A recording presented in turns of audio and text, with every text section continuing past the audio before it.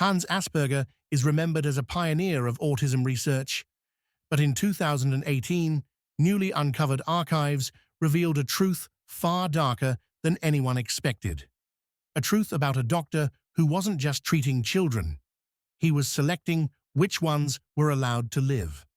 Hans Asperger worked in Vienna's pediatric clinics during the 1930s and 40s. His research into autistic psychopathy later inspired the term Asperger's syndrome, used worldwide for decades. For years, he was portrayed as a gentle healer who protected vulnerable children from the horrors of the Nazi regime. But historian Edith Sheffer shattered that myth.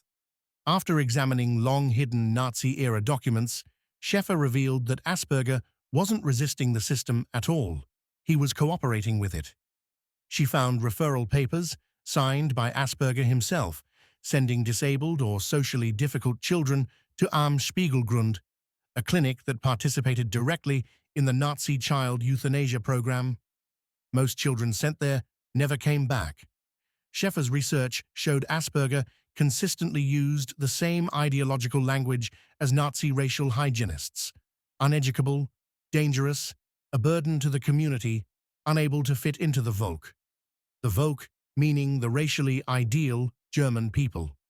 To the Nazi system, being unfit for the Volk wasn't a diagnosis, it was a death sentence. What makes Asperger so chilling is not that he was a violent extremist, it's that he was an intelligent, respected physician who morally compartmentalized his actions. He nurtured some children and condemned others.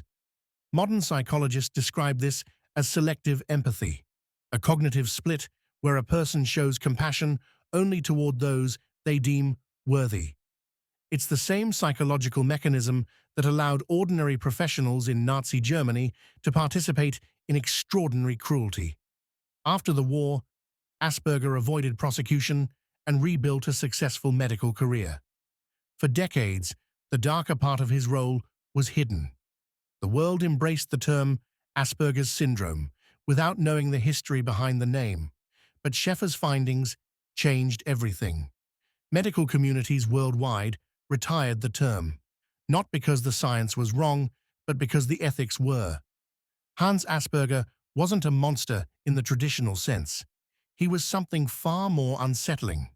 A doctor who believed he was helping society while assisting a system designed to erase children who didn't fit its definition of perfection.